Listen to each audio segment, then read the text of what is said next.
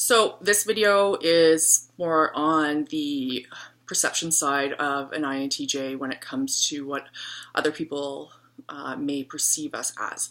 There's obviously lots of literature about that. This is more of an experiential topic that I want to bring from my personal experience.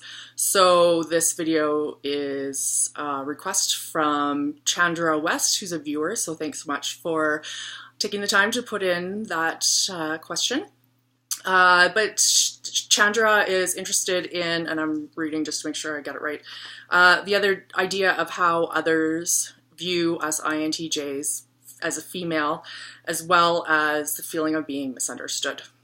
So I can definitely relate to that. It is difficult because, again, I've spoken in other videos about how there is a disconnect between, say, an INTJ and the way they present themselves to the world as a female, and the regular stereotypes of female personalities and functionality.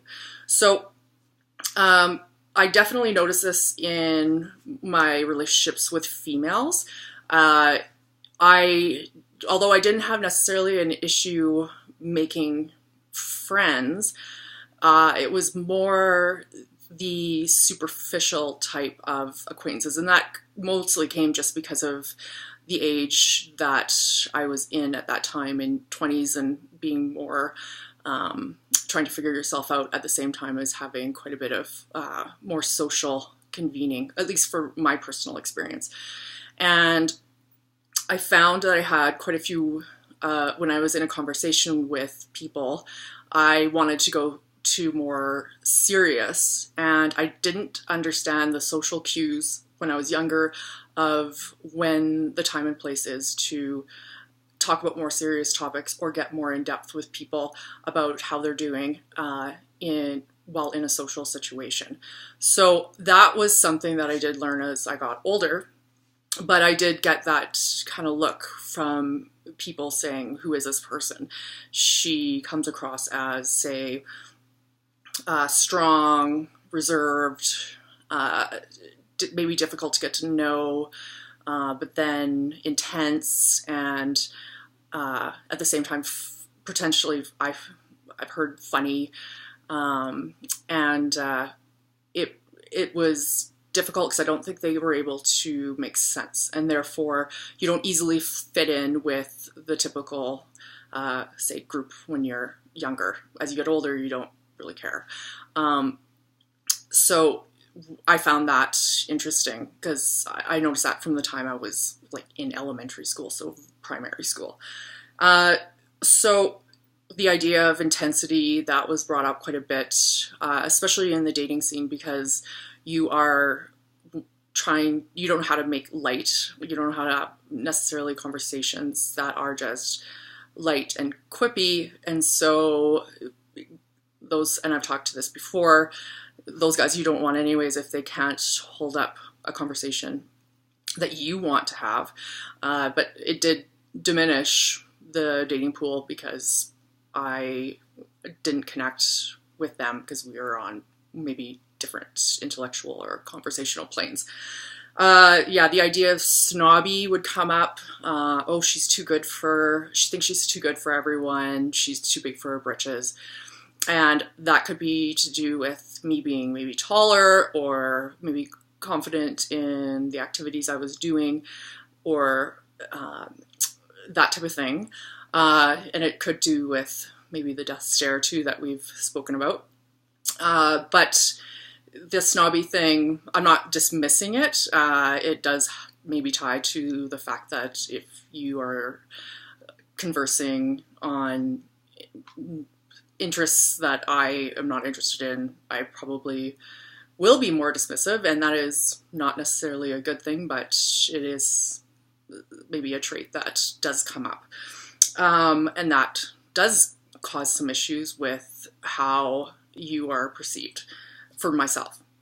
So strong, one thing I did notice is as I've grown ever since I was young, the strength that I put forward was something that people that were maybe more insecure would want to break down and try to maybe intentionally or unintentionally cause pain in order to make themselves feel stronger and make you feel littler. And I did notice that, I mean, as you get older, you realize that that is their stuff, not your stuff.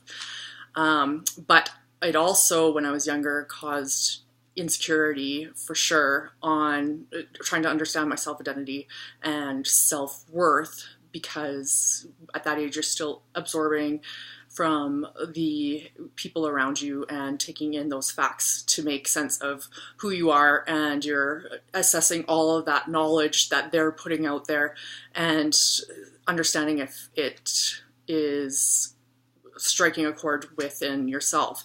And what I found a lot of times is there was a big disconnect between the things that people, if there was a negative thing, was difficult in the way that I didn't feel that internally, but I also felt I didn't have enough cognitive skills yet when you're younger to understand the difference between them and you. So that also could be something that is coming across, and that's what I found in my life. The last thing I'm going to mention too is I talk about all these negative things, but there are a lot of positive things. I've heard many comments from the viewers, so thank you, about the idea that they love spending time with INTJs. So when INTJs are clicking with somebody, they are, I want to say, sparkly and bright and witty and ironic and just an all-around conversation person once they are with a group of like-minded individuals. And I'm sure most of you have had those encounters with people that all of a sudden you click and the banter's there and you can go back and forth on many topics. It's all very interesting. And you get energized as opposed to depleted by those people. So that's the positive side. And when I'm going to leave you with a comment that my husband made when we actually were first married. And he made a reference, and this is when I was still trying to make sense. So this is a long work in progress. Make sense of where I fit in and the value I had. Because I was always judging myself against my own high standards.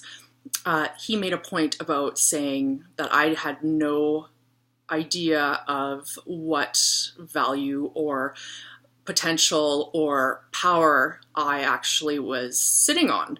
And I thought that was interesting because at the time I didn't think necessarily that way. And more because it was just a concept that was too large or maybe something too arrogant, and I didn't want to think like that.